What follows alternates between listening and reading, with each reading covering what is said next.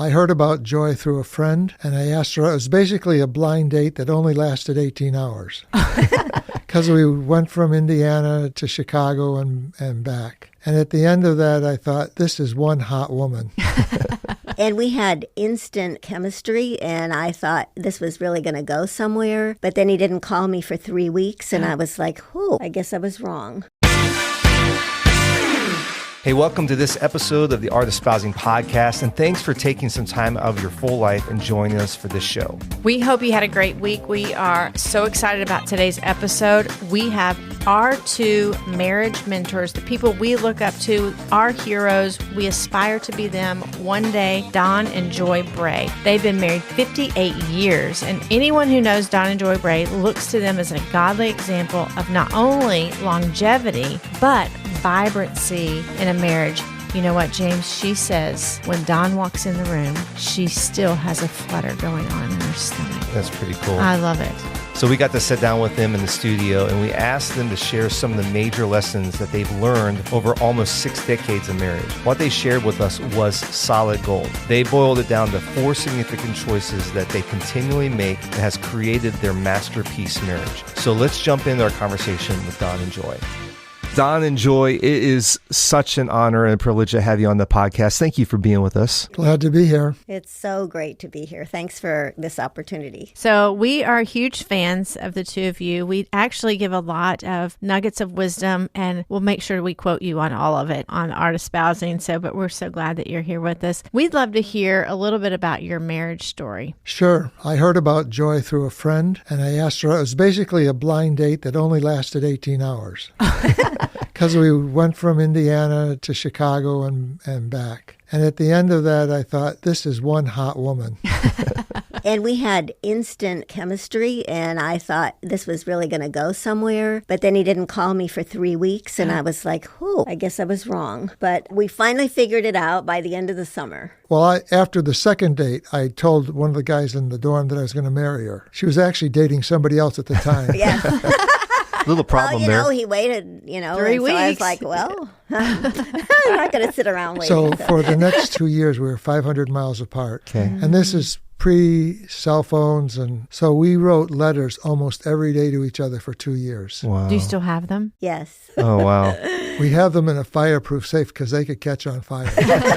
That's amazing. So because our courtship was long distance, we had a whole lot to learn after we got married. Yeah. And so that's what this journey is about that we're going to talk about, because as we look back, we had to grow up, we had to figure life out, and we had to figure marriage out all at once. And we did, and it was a lot of fun, but it's a journey. So 58 years of marriage, and you have kids, grandkids, a lot of them, right? Yes, we do. We have 3 biological children, and then we have 3 that we help to raise, and we have 9 grandchildren and 1 great-grandson. That's awesome. Yeah, a lot of spiritual sons and daughters and granddaughters and grandsons, yeah. We've been looking forward to this conversation, and when we talked to you about being on the podcast, we really wanted to spend some time talking to you about lessons that you've learned in your journey in marriage. The Art of Espousing is all about marriage going from mundane to masterpiece. And we were just talking a few minutes ago that you guys really have a masterpiece marriage. And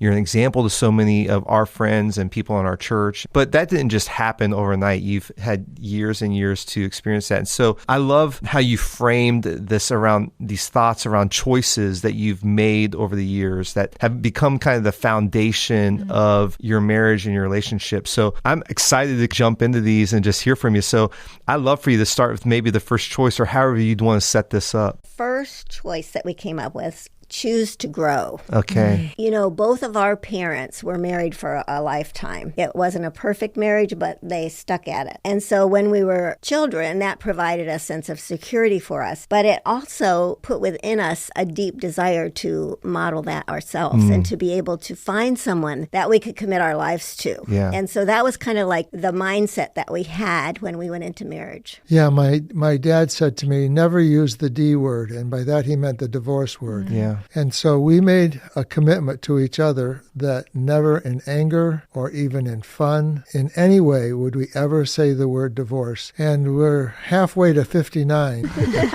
That's a covenant that we've kept with each other. Having this commitment to longevity provides a platform for us to grow from, gives us the confidence that we can face issues and work through them because we know that we don't have any other choice because we're never going to divorce. Now, some of the folks that are listening today may not have that experience. And I think it could be helpful if you would make friends with someone that has a long-term marriage and just hang out with them and let them mentor you a bit, because keeping a commitment in marriage is such a beautiful thing and is so rewarding. And we also had to grow up.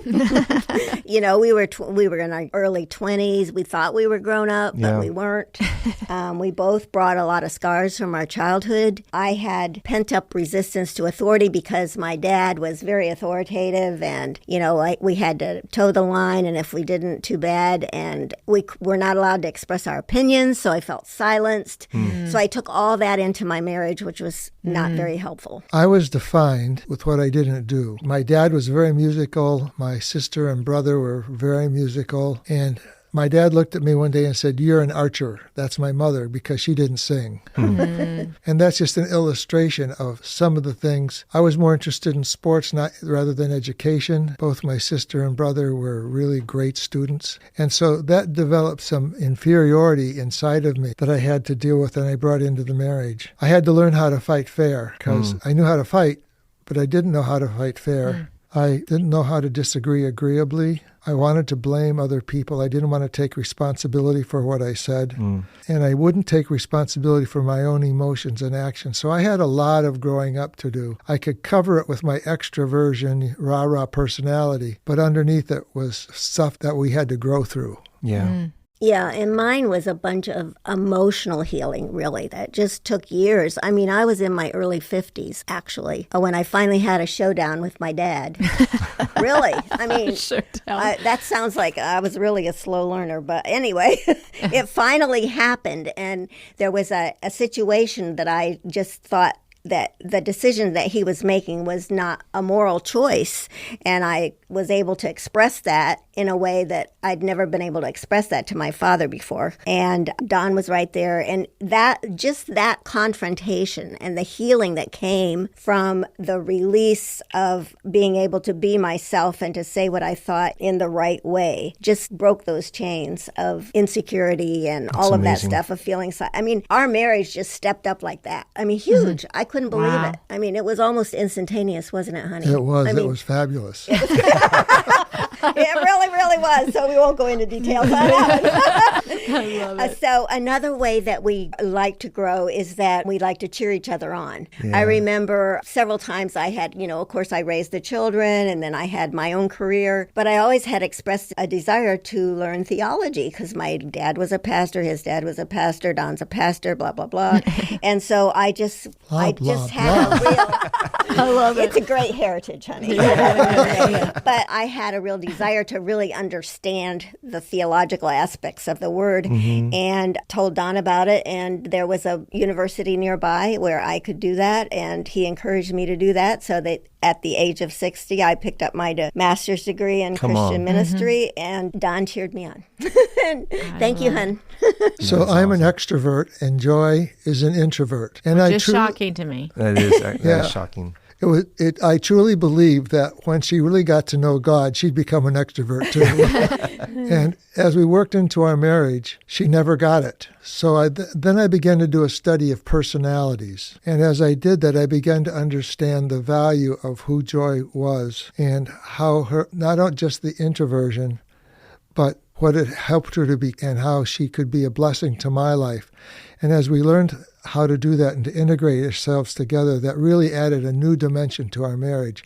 So that was a really critical area for me to learn how to appreciate people who are different than me and how much value they could bring. I love it. A couple of years ago, we always come up with a word for the year. And I remember running into you, Miss Joy, and I was like, what's your word? It was literally just 2 years ago. Maybe you said grow. And I'm like, Oh my goodness. No, she didn't just say grow. And I'm like, but growth mindset is for you to be, I hope you don't mind me telling your age because I think it's very, you're okay with this? Oh, yes. That you guys are 80 years old and you're just growing and pursue growth in all areas. And so it's so inspiring. So yeah, I can totally see that choosing growth has been one of your choices. What is the second choice that's helped your marriage thrive? The second choice was to choose grace. Mm. One of the things that attracted us to each other was our commitment to love and serve God. That was just foundational, and that had already been set in our minds. But then in our first year of marriage, we really committed to choose God's call over family, comfort, security, success, everything. And our journey has taken a lot of twists and turns, and some of them have been totally unexpected and actually not cheered on by some of our friends and family. I remember when we were called to Papua New Guinea, we both prayed individually and felt very much that God was calling us there and agreed on that and told our family and friends, and many of them were not nearly as excited about it as we were. But we just felt so clearly that that was the way to go, and it was a blessing to be able to do that together and not have any second guessing because of what other people were saying. And because we did it together, we faced a lot of tough things in New Guinea, but it positioned us for God's plan for our life. Mm-hmm. And took us to new places that we didn't even know. Fortunately, Joy and I have never had a major marital crisis, but we have what I call gravel in our shoes. Ouch. And I was a perfectionist, a detail person, and I couldn't understand why Don couldn't get his act together and keep his appointments and get things done on time and all that. But gradually, God worked on me, and gradually, like Don said before, I saw the gift that he was to me by who he was, and that opened the door for us to celebrate and learn from our differences. So now I call myself a recovering perfectionist. And that's really true because I'm still on this journey. I still like to finish Don's sentences. And it happens all the time, doesn't it, dear? Yeah, today. So that's a grace challenge for him. So Joy calling me out was sometimes really difficult for me to handle, but she was respectful, not demeaning. And that helped me to respond to her in a similar way. Choosing to speak to each other with respect and kindness has helped our marriage thrive. In fact, it's been a really critical piece. As we grow older, our body parts become high maintenance. I occasionally forget to put my hearing aids in and constantly ask Joy, "What did you say?" That happened today, too. Where are they?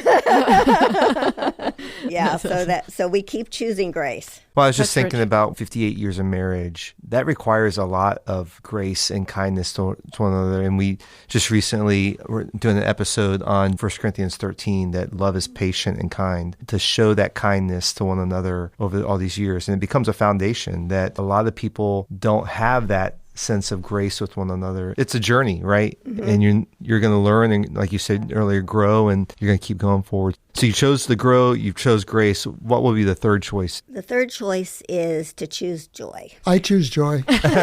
I think you did that 58 years ago, right? I'm so Every glad day he does. Every day. You know, fun is like yeast. It makes things flourish. And one of the things that made me fall in love with Don was his sense of humor. But I still remember the day when he walked out of our home, and I sensed that all the laughter walked with him. And so I actually asked the Lord to specifically give me a sense of humor, and he did.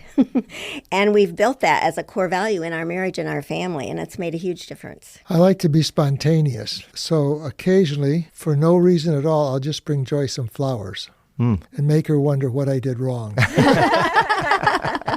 But I prefer chocolates. But I do love to surprise her. And one of the things that we've become famous for around here is our story of how we'll sneak up on each other when we're in the shower. Yeah. And pour some cold water on you. Lisa's learned that one from you. Yes, I've done it. Yeah. It's fun to watch just the panic. I know. And what happens is an unbiblical response, because the Bible says to let God bring revenge, but joy always brings it. And so we used to sing silly songs. I loved when we would get together because we lived so far apart. Every moment was special to us. Even so, driving anywhere, I would start making up silly love songs to her that she seemed to enjoy. I'm not as creative now as I used to be. But what we've done is we now sing silly songs to our grandkids on their birthdays. And a lot of times they'll not answer the phone because they want it to go to voicemail.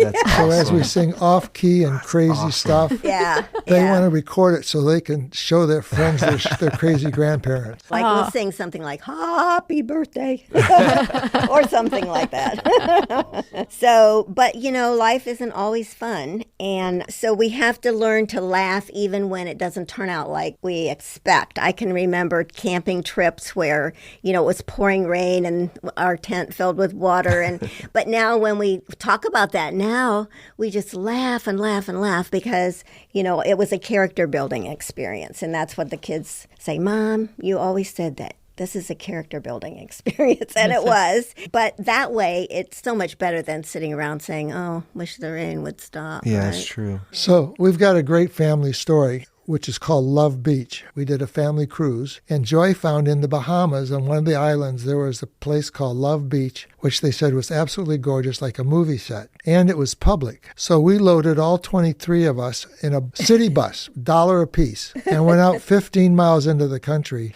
and came to Love Beach. And it was just as spectacular as the guidebook said, except we were met by an American guy, about 6'3" and 270 with shaved head. He was a bouncer. And he looked at us and he said, "It'll cost you $50 a piece to use the beach." Now, this was Joy's trip. So here's this 6'3" bouncer guy, and then there's Joy at 5'2" and 110 or maybe 115.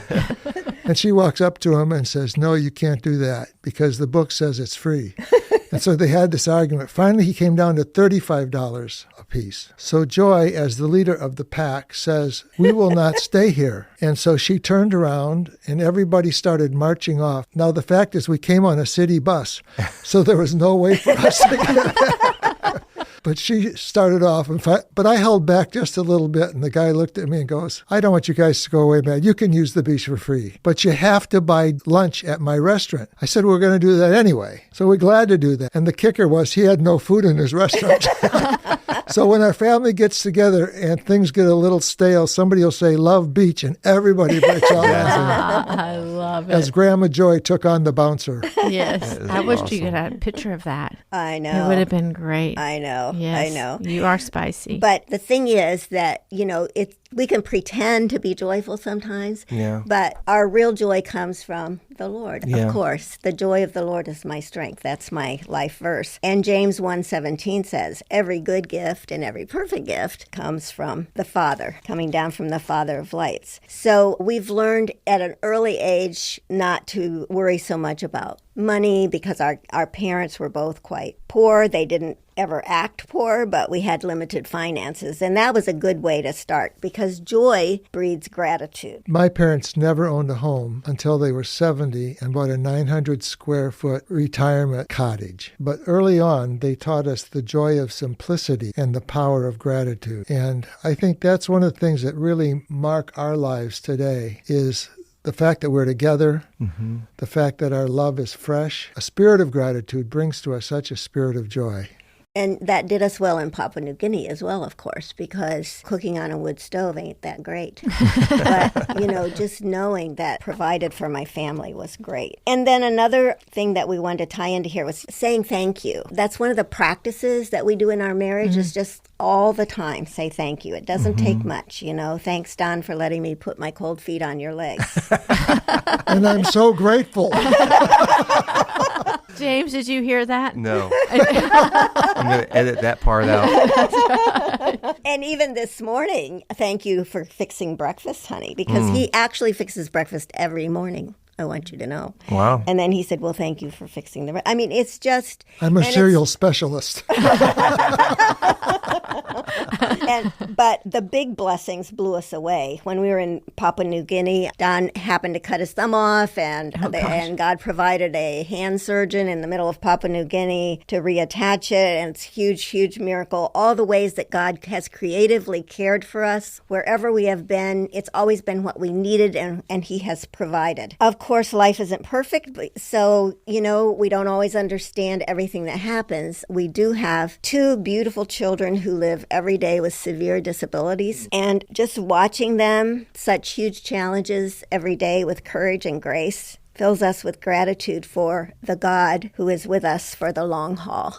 He's with them and he's with us. It's so beautiful. It is beautiful. We know some of your stories of even Papua New Guinea that we haven't talked about, but just some of your navigation of parenting and even that of just how you have grown through that and loved your kids through that have actually taught us a lot about how to love our kids and parent them beautifully. It is funny, those vacations and those times that go haywire, even for our kids, are the memories that they are. It's what you make of it. And to choose joy in those things is such a huge lesson. Our family vacations that have gone upside down are the ones that everyone talks about. I know. Every time we're together. And it's always about James' behavior around it, which is always fun to make fun of. That's usually me. Okay, so one more. What is the last choice? Well, our choice is to choose wonder. Now, for those that are a little older, they may remember Billy Graham and the crusades that he had, and a soloist called George Beverly Shea. And he wrote a song with the wonder of it all.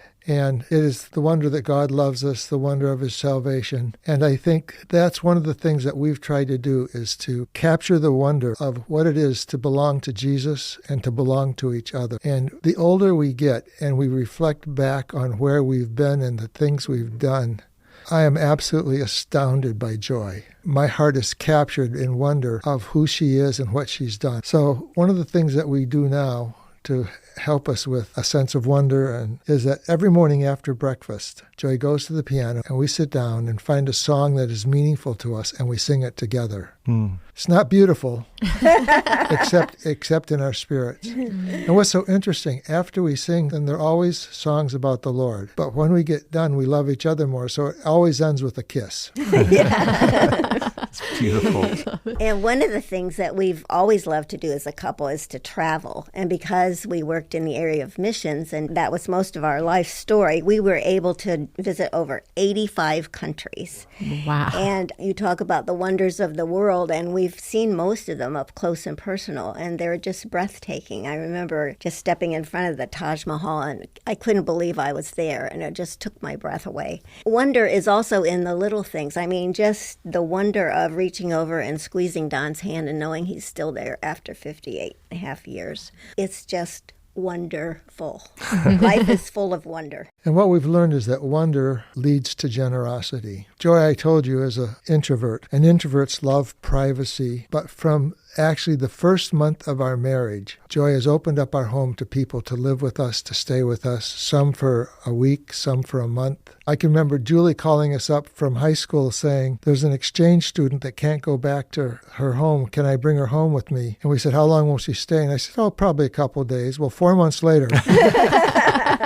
And then in the mission field, people would come and we'd always have them in our home. We'd move the kids around so there was an extra bed. And she may be an introvert, but Joy has the gift of hospitality, which she gives to other people generously. And over about 35 or 6 years ago, some missionary friends of ours needed a place for their kids. And these kids have become our kids over a lifetime now. And her commitment to generosity is something that's been very tender to us. So that feeling of generosity has spilled over, of course, into every area of our lives. And talking about financially, I can remember the very first mission pledge that we made. We called it a faith promise back in the day. Mm-hmm. And it really was for us, because we made a faith promise of $500, which back then was like... over a month's salary. Yeah, wow. You might have, it was just way out of limits. We had no idea how we would pay for it. And I still remember shortly after that, Don got an invitation to the college that I'd graduated from to speak. And they gave him a check, an honorarium. And it was $500, which was more than, anyway, but... My sermons weren't that good. That was just one little tiny episode, but God kind of made that at the beginning of our marriage to kind of help us have the faith to believe that he could help us to, the way he had blessed us was so that we could bless others. And that's exactly what happened. So our greatest joy right now is to be able to bless others because our life has been such a blessing. I think as we prepared to share with you guys, the thing that impacted me is that life is a choice. Mm-hmm. And we're not victims, but we can keep making choices to see things, to work through things, to learn things. And what we've discovered is when we aligned ourselves with God's purposes and made those choices, that opened up life for us to live it to the full. Yeah. I love that choosing wonder. I love all of those 4 choices. So much stuff there that if, listeners are listening today, taking one of those and just starting to apply those are going to take your marriage to a whole nother place. And you guys are such an example of everything you shared there. We've watched you, we've known you for years, and it's true and authentic to who you are. So thank you for sharing all that. I'm going to kind of throw you a curveball. And, one of the things that we love about this podcast is it's really about practicing the art of espousing. And obviously, you all have had a lot of practices to create this masterpiece marriage that you have. And you shared a couple of them, playing songs and singing and so forth. But I'd love to leave our listeners with one simple, practical tool or tip that they could apply, something that maybe you guys do on a regular basis or something that you found in your communication that you think would be helpful for our listeners. And it could be Pastor Don could have one, Miss Joy could have one, or it could be a collective one. That's right. We did not mention this, but I do think that probably one of the practices that we've done from day one has been praying and because we can pray with other people, but when we pray just together, the two of us, something happens between us and between God, and I heartily recommend it. That's every beautiful. day. Make it a habit. Love it. I think for us, life has been a combination of little things that we keep doing, but probably one thing that I think is absolutely critical is the respect that we have for one another.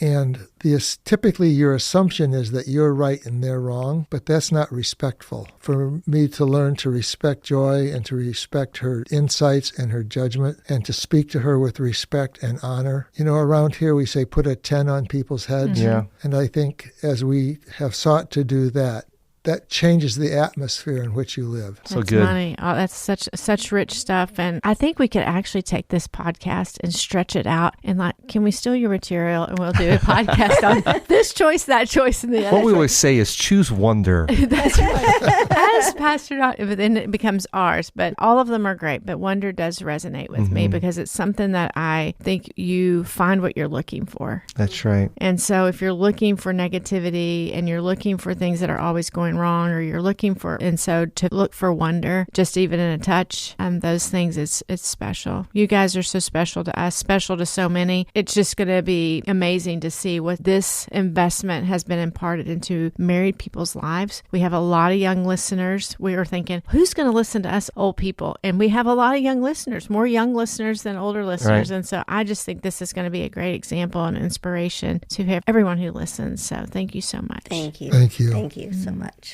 Man, that was some seriously good stuff, and it was so much fun.